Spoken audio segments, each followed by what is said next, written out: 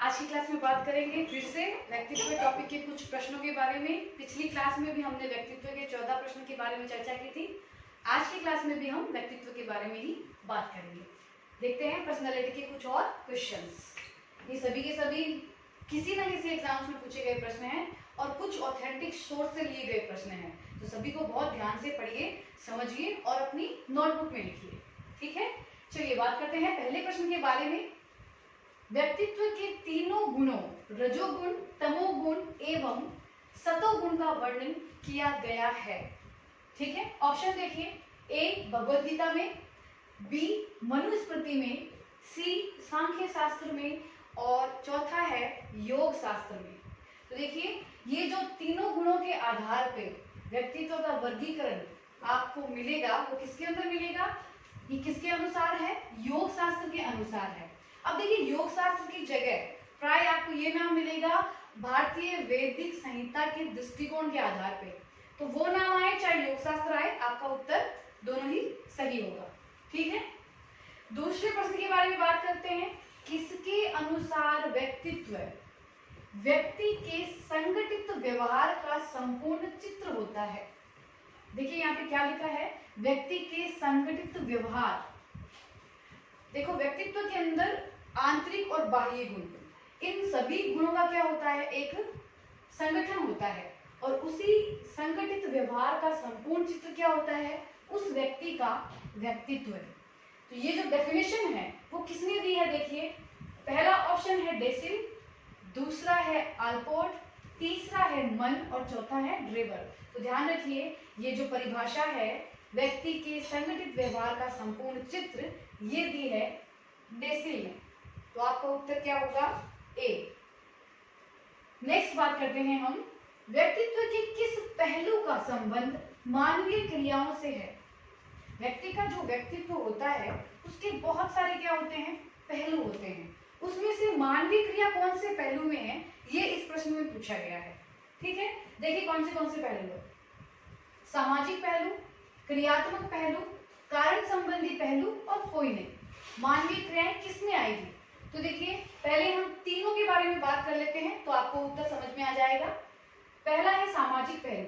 व्यक्ति के सामाजिक पहलू के अंदर क्या आता है कि व्यक्ति जो दूसरों के ऊपर प्रभाव डालता है उसका संबंध होता है व्यक्ति के सामाजिक पहलू से। ठीक है, क्रियात्मक के अंदर क्या आता है?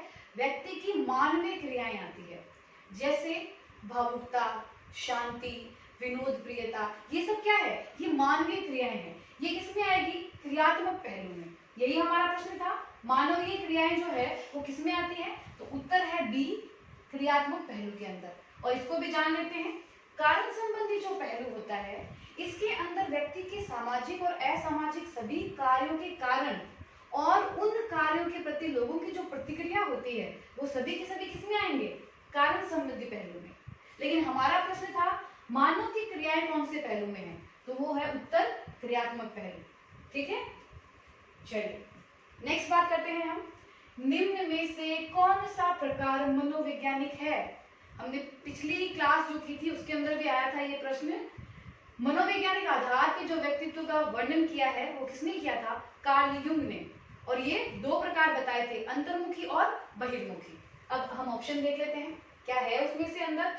पहला देखिए बहिर्मुखी, तो आपको उत्तर तो पता चल ही गया है, आपका उत्तर ए है, बहिर्मुखी मनोवैज्ञानिक प्रकार है। ठीक है, आगे और देखते हैं क्या क्या ऑप्शन दिए, इसके बारे में भी बात कर लेते हैं। सैद्धांतिक, शक्तिहीन और राजनीतिक। इसमें से देखिए सैद्धांतिक और जो राजनीतिक है, ये स्प्रेंगर का जो वर्गीकरण था जिसमें व्यक्तित्व के 6 प्रकार बताए हैं, इसमें से ये दो है। कौन से? सैद्धांतिक और राजनीतिक। और जो शक्तिहीन है ये क्रैशमर का जो वर्गीकरण है ये उसका एक भाग है जिसको एस्थेनिक भी कहते हैं। ठीक है, तो आपको चारों समझ में आ गया होगा। हमारा उत्तर क्या है? बहिर्मुखी, क्योंकि प्रश्न क्या है? मनोवैज्ञानिक पूछा है। अगले क्वेश्चन के बारे में बात करते हैं, व्यक्तित्व मापन की किस विधि में किसी समूह के व्यक्तियों में से पहली पसंद का व्यक्ति चुनने के लिए कहा जाता है? इसमें ध्यान देने योग्य लाइन है, समूह के व्यक्तियों में से पहली पसंद का व्यक्ति चुनने के लिए कहा जाता है। ऑप्शन देखते हैं, रेटिंग स्केल, ये देखिए, इसमें 3 से 5 बिंदु होते हैं और इन बिंदु के आधार पर व्यक्ति का वर्गीकरण होता है। और ये जो रेटिंग स्केल है ये दी थी फ्रांसिस गाल्टन ने, तो हमारा ये उत्तर तो नहीं होगा। निरीक्षण विधि, निरीक्षण जो विधि है ये विधि दी थी वाटसन ने। इसके अंदर औपचारिक और अनौपचारिक दोनों तरीकों से स्थिति का निरीक्षण करके व्यक्तित्व का निर्धारण होता है, तो ये भी हमारा उत्तर नहीं है। तीसरी बात करते हैं प्रश्नावली। प्रश्नावली जो विधि है इसके जो आदि जनक थे वो सुकरात थे, लेकिन आधुनिक जो जनक है वो वुडवर्थ है। इसमें प्रश्नों के उत्तरों के आधार पे व्यक्तित्व का निर्धारण होता है, तो हमारा उत्तर ये भी नहीं है। लास्ट देखिए समाज मिति, ये जेएल मोरेना की विधि है। इस विधि के अंदर समूह की संरचना के आधार पे अध्ययन किया जाता है और व्यक्तित्व का पता लगाया जाता है। तो यहाँ पे देखिए प्रश्न, समूह के व्यक्तियों में से पहली पसंद का व्यक्ति चुनने के लिए कहा गया है, तो ये समूह से संबंधित है, तो ये किसमें आएगी, समाज मिति। तो आपका उत्तर क्या होगा, डी। अगला देखिए कैरेक्टर एंड पर्सनालिटी, ये जो किताब है नामक पुस्तक किसने लिखी है, तो ये किताब किसने लिखी है, ऑप्शन देखिए गार्डनर एवं Murphy, Polanski, Woodworth, Thorpe and शमलर। तो इसमें से आपका उत्तर है बी, पोलेंस्की ने ये किताब लिखी थी कैरेक्टर एंड पर्सनालिटी। नेक्स्ट देखिए व्यक्तित्व के प्रासंगिक बोध परीक्षण में कुल 30 कार्य है, जिनमें से ऑप्शन देखिए पहला 10 महिलाएं 10 पुरुषों का एवं 10 जो है वो दोनों के लिए है, मतलब 30 कार्ड कैसे बांटे गए हैं ये पूछा गया है। दूसरा ऑप्शन 15 महिलाओं के कार्ड है और 15 पुरुषों के कार्ड है। तीसरा ऑप्शन सभी 30 महिलाओं एवं पुरुषों दोनों के लिए हैं। चौथा 20 बड़ों के लिए तथा 10 बच्चों के लिए कार्ड है।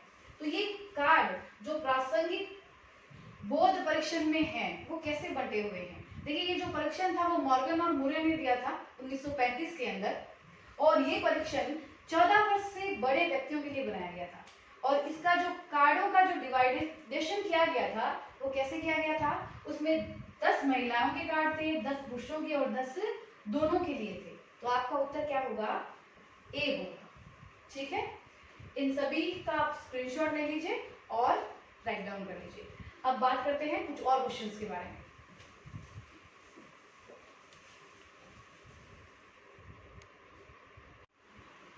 चलिए आगे देखते हैं नेक्स्ट क्वेश्चन के बारे में। पीएफ प्रश्नावली द्वारा बनाई गई, मतलब ये किसके द्वारा बनाई गई है ये प्रश्न है।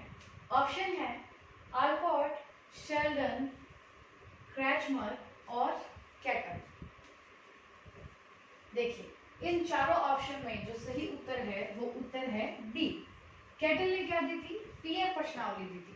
देखो कैटल जो है उन्होंने सील गुण के आधार पे व्यक्तित्व का वर्गीकरण किया था और 2 प्रकार का व्यक्तित्व में सील गुण बताए थे, एक सतही सील गुण और दूसरे मूल सील गुण। ठीक है, तो जो मूल सील गुण है उसके अंदर कितने कारक थे, 16 कारक। यानी कैटल का ये कहना है कि ये जो 16 कारक है ये व्यक्ति के मूल सील गुण होते हैं जो सभी व्यक्तियों में क्या होते हैं, विद्यमान होते हैं।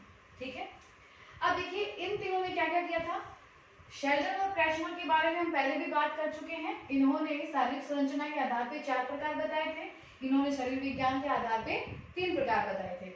आलपोर्ट जो है उन्होंने भी विशेष व्यवहार के आधार पे व्यक्तित्व का जो वर्गीकरण किया था उसमें 2 प्रकार के व्यक्तित्व बताए थे, उसमें सामान्य शील गुण और व्यक्तिगत शील गुण बताए थे। ठीक है, अब चलिए नेक्स्ट क्वेश्चन के बारे में बात करते हैं।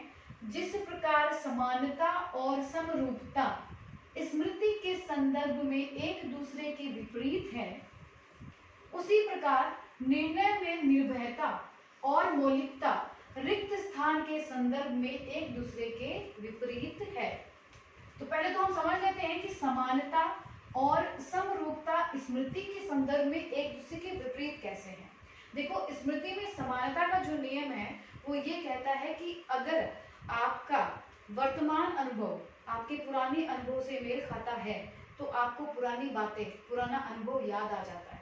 ठीक है, समरूपता जो है वो विपरीत कैसे है, समरूपता में कोई एक वस्तु दूसरी वस्तु जो उसके विपरीत है उससे संबंधित होती है या फिर समरूप होती है।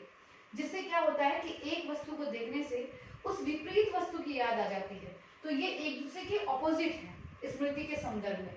अब प्रश्न क्या है देखिए कि निर्णय में, मतलब व्यक्ति के निर्णय लेने में निर्भयता और मौलिकता किसके संदर्भ में एक दूसरे के विपरीत है। पहली बात तो ये निर्भयता और मौलिकता जो गुण है, पहले इन 4 ऑप्शन में देखिए ये किससे संबंधित है या नहीं है, फिर हम इसके बारे में बात करेंगे। ऑप्शन देखिए अधिगम। अधिगम क्या होता है? कोई व्यक्ति के अंदर अनुभव, अभ्यास, प्रशिक्षण के द्वारा होने वाला अपेक्षाकृत स्थायी परिवर्तन क्या कहलाता है? अधिगम कहलाता है उसके व्यवहार में। अब प्रेरणा क्या होता है? प्रेरणा एक आंतरिक शक्ति है जो किसी भी व्यक्ति को कोई कार्य करने के लिए तब तक प्रेरित करती है जब तक कि वो लक्ष्य की प्राप्ति ना कर ले। इसके अंदर भी आपको निर्भरता और मौलिकता, इन दोनों से इसका कोई संबंध नहीं दिखाई दे रहा है, तो ये 2 ऑप्शन तो नहीं होंगे। तीसरे में बात करते हैं व्यक्तित्व। व्यक्तित्व जो होता है वो व्यक्ति में आंतरिक और बाह्य गुणों का क्या है? संगठन है। तो निर्भरता और मौलिकता दोनों का ही संबंध व्यक्तित्व से है। सृजनात्मकता जो है उसके अंदर मौलिकता और निर्भयता दोनों होती है। अब यहाँ पे 2 ऑप्शन है, इसमें से सही उत्तर क्या है देखिए। प्रश्न ध्यान से देखिए, निर्णय में निर्भयता और मौलिकता किसके संदर्भ में विपरीत है? तो ध्यान रखिए सृजनात्मकता में ये दोनों चीजें विपरीत नहीं बल्कि समान होती है। कोई भी कार्य, कोई भी मौलिक कार्य करने के लिए निर्भय होना बहुत आवश्यक है, अन्यथा वो कोई भी नए कार्य की शुरुआत नहीं कर सकता। तो ये दोनों उसके साथ है। व्यक्तित्व के अंदर देखो कोई निर्णय लेते हैं तो एक निर्णय लेता है निर्भयता की वजह से और एक जो निर्णय होगा वो मौलिकता के आधार पर निर्णय लिया जाएगा। तो ये दोनों ही यहाँ पे क्या है? विपरीत है। तो आपका उत्तर क्या है? व्यक्तित्व। ठीक है, अगला देखिए, एड शेल्डन ने सभी मनुष्य के शारीरिक आयामों को गोलाकार, मध्यकाल और लंबाकार श्रेणियों में विभक्त किया है। व्यक्तित्व का यह सिद्धांत कहलाता है, क्या कहलाता है देखिए।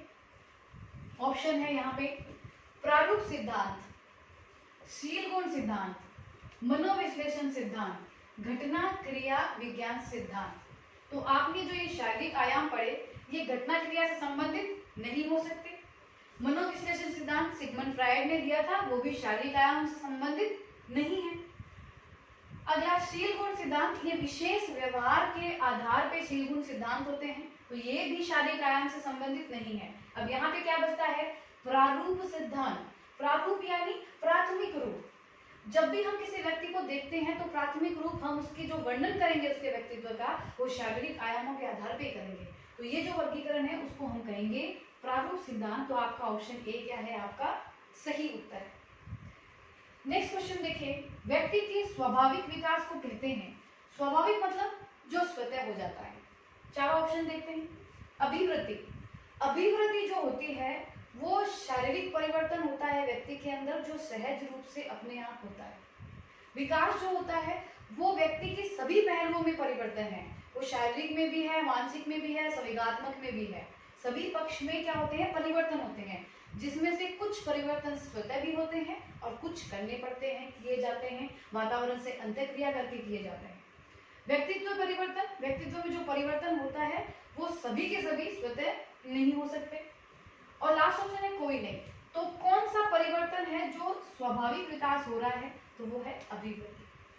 अभिवृद्धि है जो स्वतः होती है, ये एक शारीरिक वृद्धि है, व्यक्ति अपने आप धीरे से छोटे से बड़ा होता जाता है। तो अभिवृद्धि क्या है? स्वाभाविक विकास है। ओके, नेक्स्ट क्वेश्चन देखिए, व्यक्ति के व्यक्तित्व का अध्ययन करने की वह प्रविधि जिसके द्वारा उसकी जीवन शैली, व्यवहार, तौर तरीकों, विचारों और भावनाओं का अवलोकन किया जा सकता है। ऐसी विधि जिससे आप एक व्यक्ति की जीवन शैली बता सकते हो, व्यवहार बता सकते हो, तौर तरीके बता सकते हो, उसके विचार, उसकी भावनाएं बता सकते हो। कौन सी विधि से आप पता करोगे? ऑप्शन देखिए, प्रश्नावली। क्या प्रश्नों के द्वारा ये उत्तर मिल जाएंगे? नहीं मिलेंगे, तो ये गलत है। व्यक्तिगत अध्ययन। व्यक्तिगत अध्ययन, अगर पर्सनली किसी व्यक्ति की पूरी जीवनी के बारे में आप अध्ययन करोगे तो आपको इन सभी चीजों का जवाब मिल जाएगा। तो ये जो उत्तर है वो है व्यक्तिगत रूप से आपको अध्ययन करना पड़ेगा। ठीक है, 2 के बारे में और बात कर लेते हैं। निर्धारण मापनी, किसी मापनी के द्वारा आप इन सारी चीजों का पता नहीं लगा सकते, अवलोकन नहीं कर सकते और प्रक्षेपण के द्वारा भी नहीं किया जा सकता। इसमें केवल अचेतन मन की जो दबी इच्छाएं हैं बस उसी का पता लगा सकते हो। उसकी सारी चीजों को आपको अगर अवलोकन करना है तो उसका व्यक्तिगत रूप से अध्ययन आपको करना पड़ेगा। तो ऑप्शन बी क्या है आपका सही उत्तर है। लास्ट देखिए, व्यक्तिगत मापन की एक प्रक्षेपी परीक्षण विधि नीचे दी गई है, पहचानिए।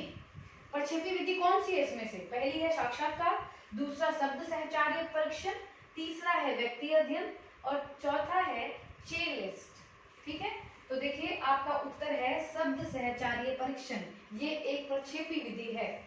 साक्षात्कार और व्यक्ति अध्ययन जो विधि है ये आत्मनिष्ठ विधि है और चेन लिस्ट जो है वो परिसूची है।